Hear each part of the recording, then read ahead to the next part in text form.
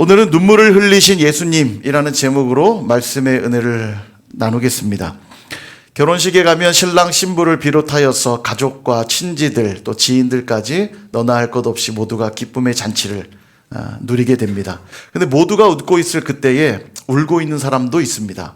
신부가 울기도 하고요. 또 부모님들이 울기도 하는데 대체로 부모님도 이제 신부 측 부모님들이 눈물 짓는 경우가 많은 것 같아요.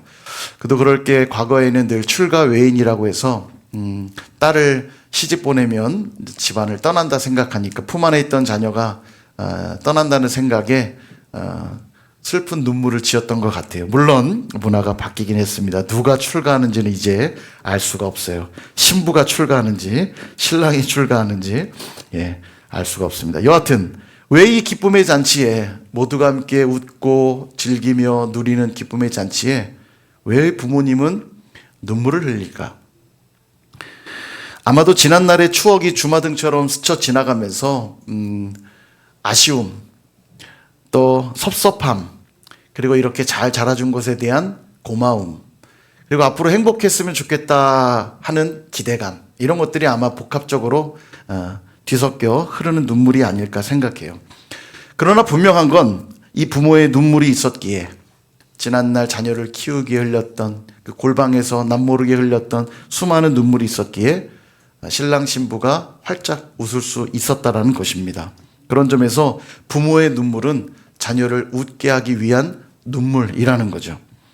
우리 하나님도 그러셨습니다. 아담을 만드시고 그가 독처하는 것이 보기 좋지 못하여서 하와를 만드사 아담과 하와 모두 웃게 만드셨고 두 사람을 에덴을 창설하셔서 에덴 동산에 살아가게 하셨는데 에덴이란 그 이름의 뜻은 기쁨, 환희 이런 뜻입니다. 그러니까 그들을 기쁨의 동산에 두시고 그곳에서 살아가게 하신 거죠. 한마디로 그들에게 웃음을 주기를 원하셨다라는 겁니다. 100세가 되기까지 자녀가 없어서 힘든 시간을 보냈던 아브라함, 또 사라. 요즘도 그렇지만 고대에는 자녀가 없다는 건 너무 큰 고통일 수밖에 없거든요. 그런 그들에게 100세가 되어서 이삭이라는 자녀를 허락해 주시죠. 재밌게도 이삭이란 이름의 뜻은 기쁨이란 뜻입니다. 이 이삭이란 이름을 하나님이 직접 주시거든요. 이삭이라 지어라. 이들에게도 하나님은 웃음을 주기를 원하셨습니다. 신약 성경도 마찬가지입니다. 우리가 지금 묵상하고 있는 요한복음을 보면 아주 재미있습니다. 한번 쭉 따라와 보세요. 우리가 지금 묵상 중이니까 2장 가나의 혼인잔치가 열립니다. 모두가 기쁨을 누려야 될 그 잔치가 포도주가 떨어짐으로 인하여서 기쁨을 누리지 못하는 상황으로 바뀌게 됩니다. 그러나 우리 주님이 물로 포도주를 만드시면서 다시 기쁨의 잔치가 되게 하시죠.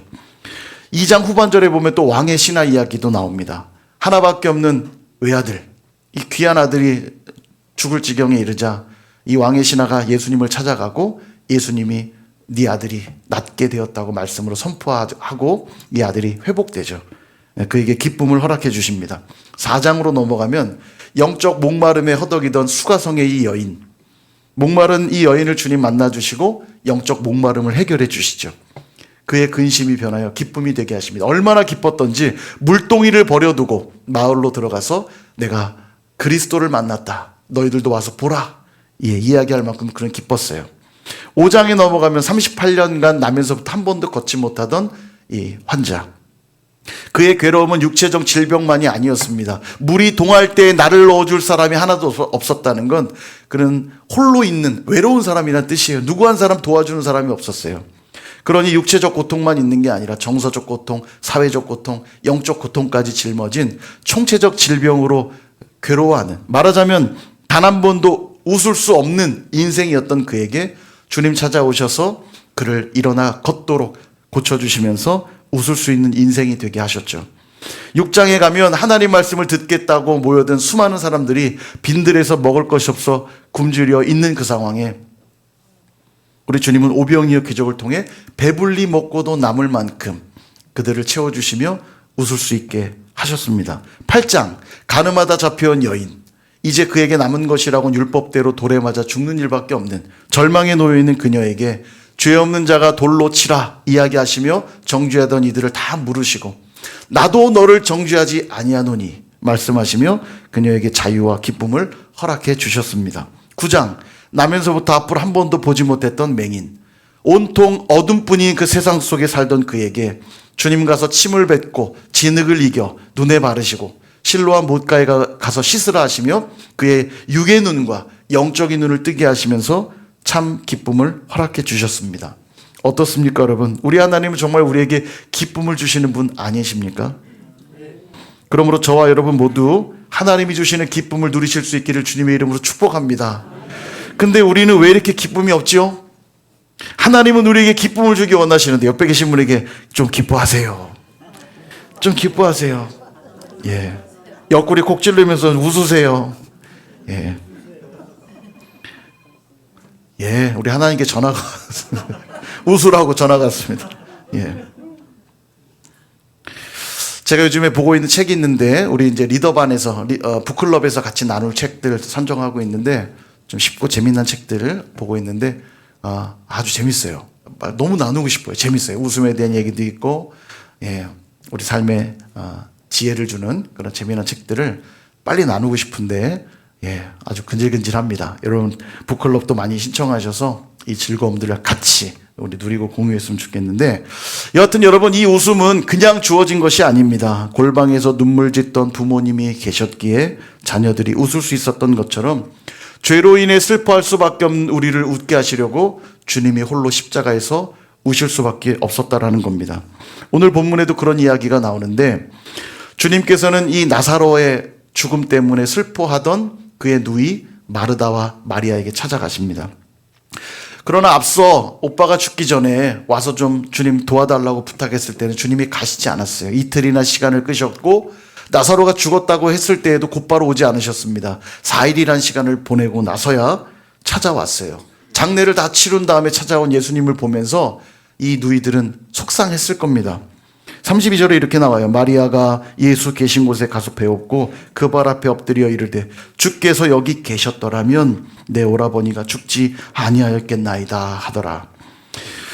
주께서 여기 계셨더라면 우리 오빠가 죽지 않았을 거예요.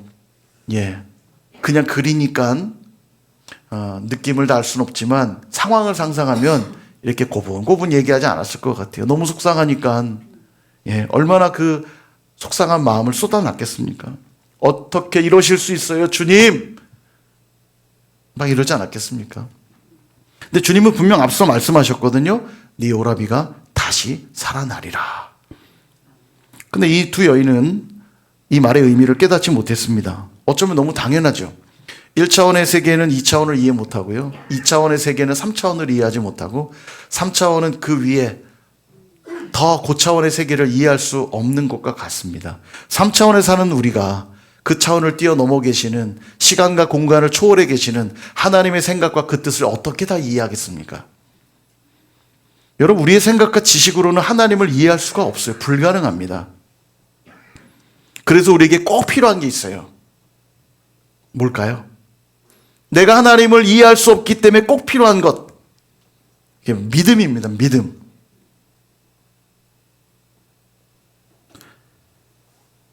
사람이 아무리 똑똑한 것 같아도 이해할 수 없는 그것을 하나님이 설명한다 한들 왜 이해할 수 있겠습니까?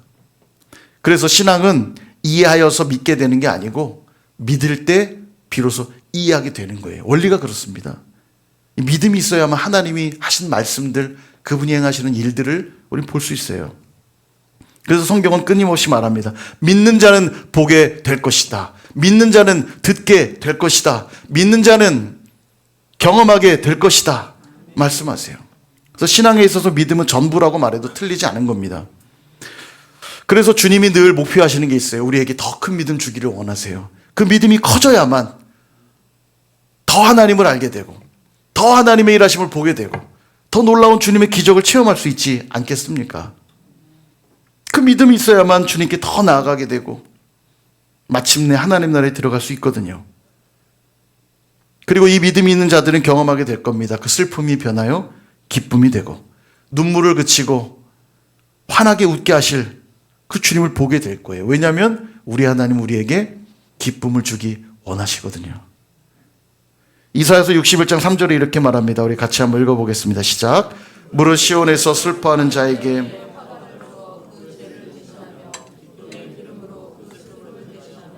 찬송의 옷으로 그 근심을 대신하시고 그들이 의의 나무 곧 여호와께서 심으신 그 영광을 나타낼 자라 일컬음을 받게 하려 하심이라. 아멘. 보십시오. 기쁨의 슬픔을 대신하여 기쁨을 주시고 근심을 대신하여 찬송의 옷을 입혀주신대요. 그렇게 함으로써 영광을 나타낼 자로 삼으시겠대요. 아무리 봐도 기뻐할 수 있는 상황이 아닌데, 아무리 봐도 근심할 수밖에 없는 상황인데, 기뻐하는 그들을 보며 찬송하는 그들을 보며 하나님이 영광을 나타내시겠대요. 그래서 여러분, 우리에게 믿음이 있어야 돼요. 믿음이 있어야 그런 삶을 살아낼 수 있거든요. 그래서 예수님이 그 믿음 주시려고 이들에게도 찾아오신 겁니다. 나사로가 죽은 지 4일째 되는 날 찾아오신 거예요. 4일이란 시간은 이미 시체가 부패하기 시작한 시간입니다. 그리고 이미 돌무덤에 다 안치해서 장례가 다 끝났어요. 말하자면 모든 가능성이 다 차단되고 사라진 시간입니다. 그때 예수님이 오셔서는 말씀하셨어요. 이 일은 하나님의 영광을 위한 것이다. 이미 금요일에도 말씀드렸지만 우리의 끝이 하나님의 시작이라는 걸 믿는 것이, 그게 진짜 믿음이에요. 믿음의 역사는 항상 그때 나타나거든요. 내가 뭔가 해보려고 할 때는 하나님이 보이지가 않아요. 내가 뭔가 해보려고 할 때는 하나님을 의지하지 않게 됩니다. 그러나 내 모든 것을 내려놓고 바라보기 시작할 때, 그때 갖는 그 믿음이야말로 진짜 믿음이라는 거예요. 회당장 야이로의 딸도 그랬습니다. 회당의 장인, 그러니까 정통 유대인입니다. 정통 유대인인 그가 예수님께 도움을 요청하러 갈 땐 진짜 절박했던 거예요. 유대인들, 지도자들은 예수님 그렇게 별로 좋아하지 않았거든요. 그럼에도 찾아가서 예수님께 도움을 요청할 땐 너무 절박했어요. 딸이 죽을 지경에 이르렀습니다. 근데 예수님이 흔쾌히 내가 함께 너희 집에 가겠노라 따라 나서세요. 부지런히 가고 있는데 갑자기 이 혈루증 여인이 예수님의 옷자락을 잡는 사건이 벌어지죠. 이 조급해 죽겠는데 주님이 갑자기 서시더니 말씀하세요. 누가 내 옷에 손을 대었느냐? 주변에 제자들을 비롯해서 수많은 사람들이 있었거든요.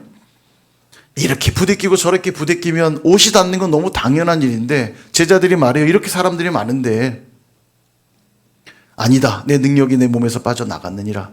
누가 내 옷에 손을 대었느냐? 여러분, 이때 야이로의 마음을 한번 생각해 보십시오. 어땠을까요? 궁금해서 같이 누굴까? 이러고 보고 있었을까요? 아, 주님이 좀 빨리 좀 가주셨으면 좋겠는데 지금 딸이 사냐 죽느냐 지금 막 기로에 서 있는데 예수님 시간을 끄시는 거예요. 계속 애가 탑니다. 그리고 혈루증 여인하고 해서 대화해요. 내 죄가 사함받았다, 고침받았다, 죄로부터 병으로부터 네가 놓였다. 애가 다 죽겠는데 시간을 계속 끄세요. 그리고 다시 출발했는데 아니나 다를까 종들이 와서는 딸이 죽었습니다. 이야기를 합니다. 얼마나 원망스럽겠어요. 거기서 시간만 끌지 않았더라면.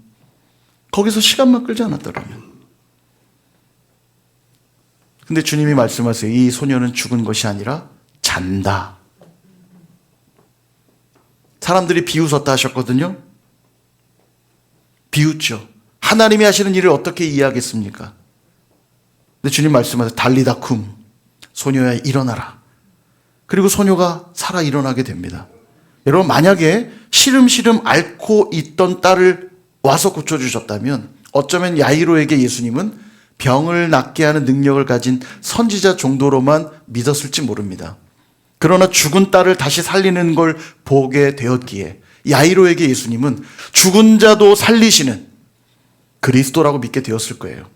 잠시 후에 주님은 십자가에서 죽으시고 부활하시게 되는데 성경에 나오지 않지만 야이로는 그 주님의 죽으심과 부활을 이야기 들으면서 믿었을까요? 안 믿었을까요? 저는 믿었을 거라 생각합니다. 직접 보았거든요.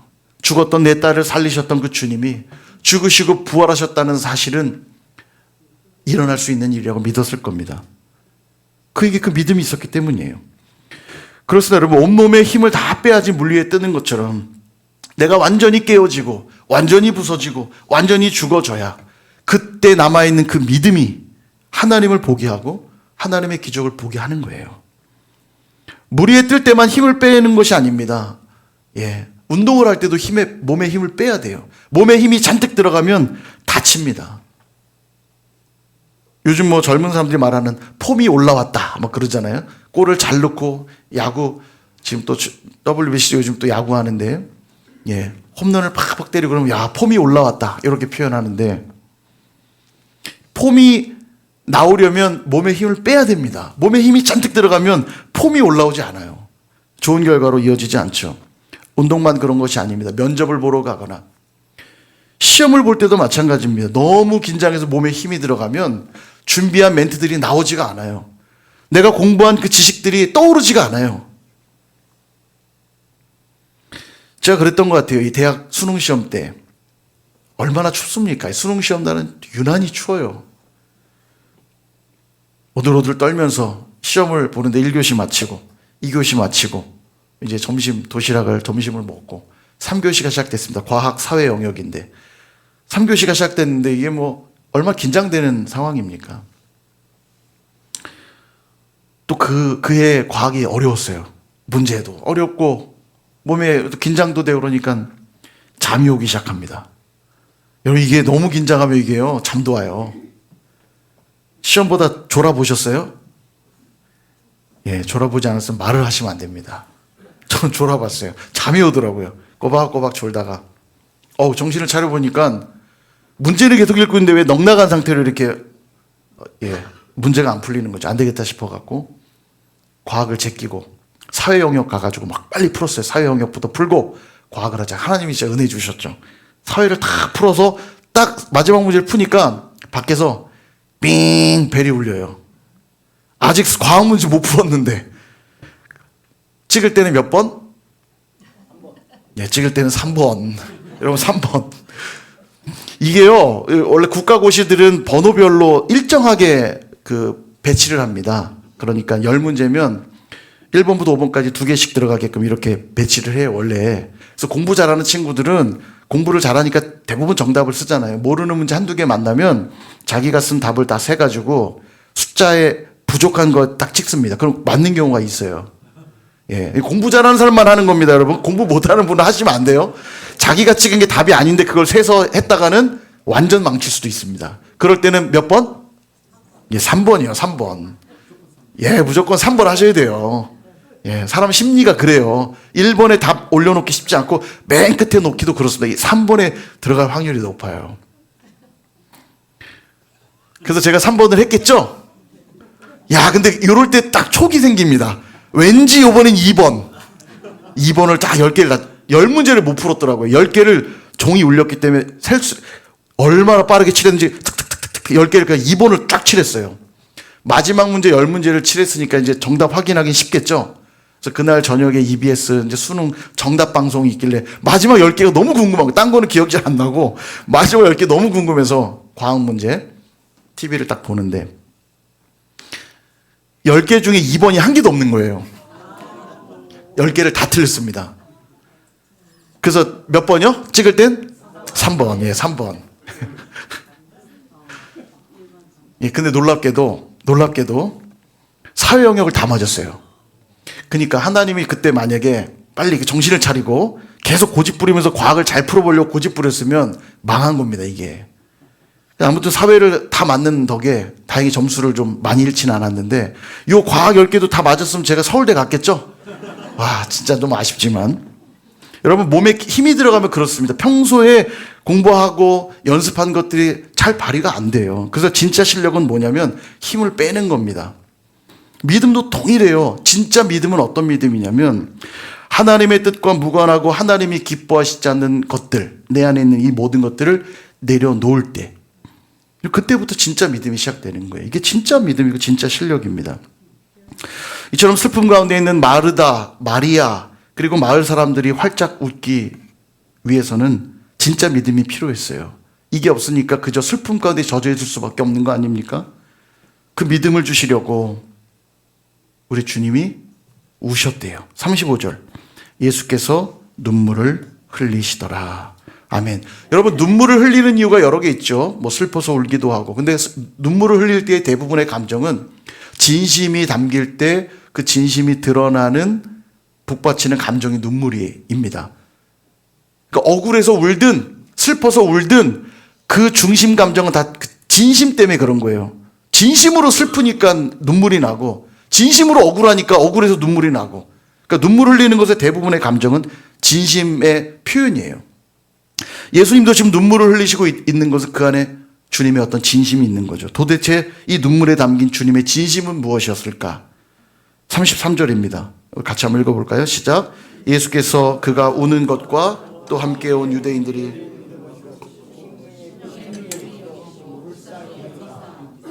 아멘. 주님의 진심이 뭐였냐면 비통히 여기시고 불쌍히 여기사. 그래서 우셨다는 거예요. 이게 주님의 진심이었던 겁니다. 다시 말해서 우리를 웃게 하시려고 십자가 위에서 홀로 우셨던 거예요. 주님의 그 진심을 한번 살펴볼까요? 첫 번째, 비통히 여기시고. 여기 이 비통하다라는 이 단어는 정확한 뜻은 분노하다라는 뜻입니다. 그러니까 안타까워서 우신 게 아니라 분노하셔서 우신 거예요. 그럼 무엇에 대해 분노하신 것인가?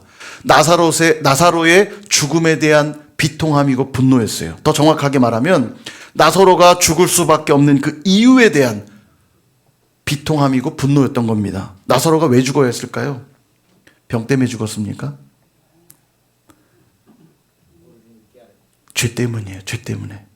여러분, 병에 걸려 죽든 병에 안 걸려 죽든 모든 사람은 다 죽습니다. 왜 죽어요? 죄 때문에요.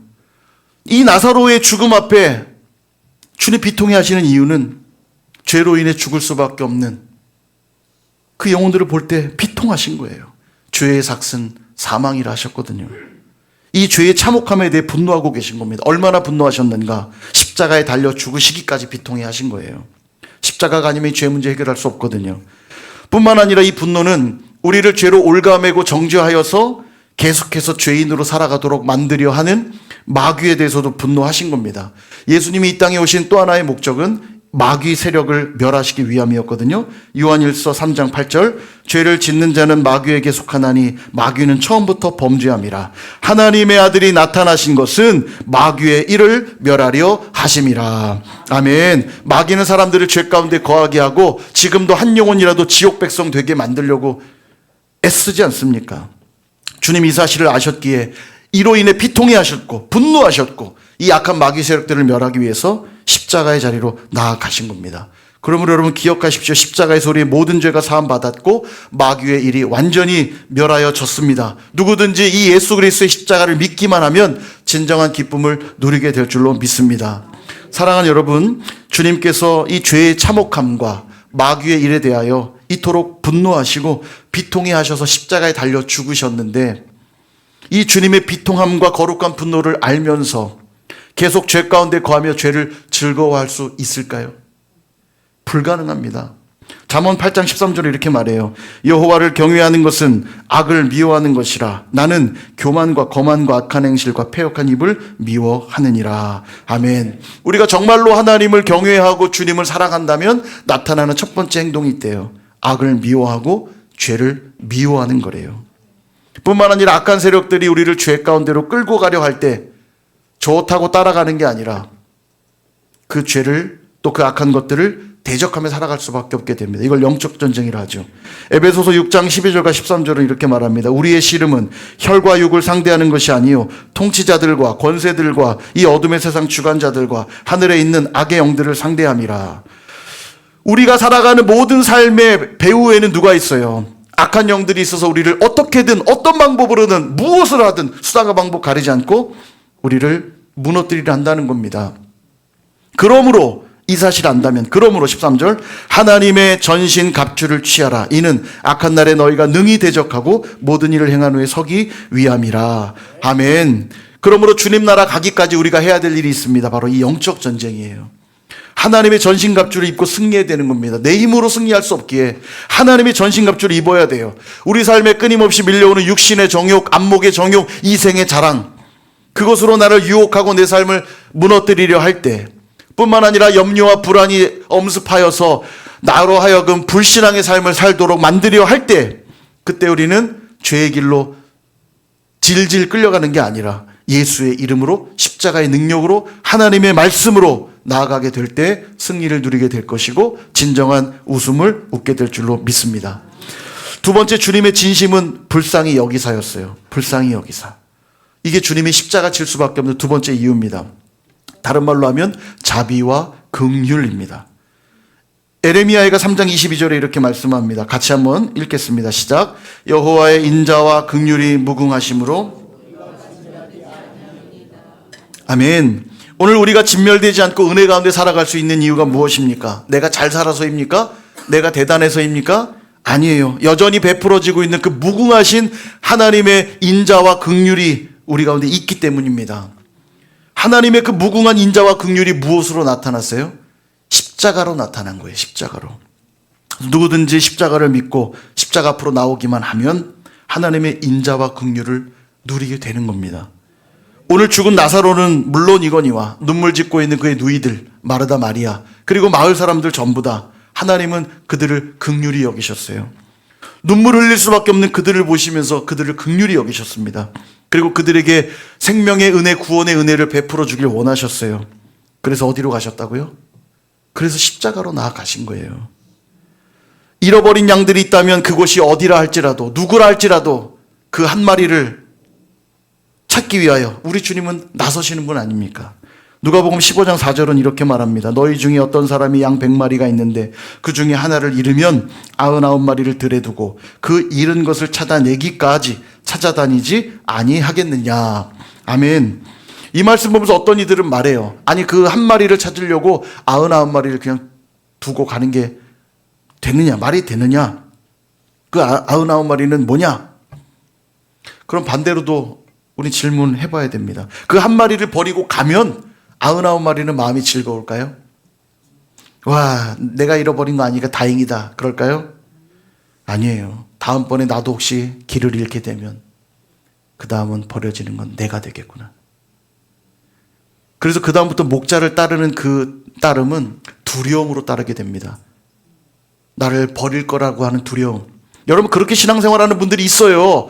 교회에 나오긴 나오는데 그 나옴이 기쁨과 즐거움으로 나오는 게 아니고 안 나오면 벌 받을 것 같고 혼날 것 같고 매맞을 것 같고 저주를 받을 것 같아서 두려움 속에 나오는 분들이 있다고요.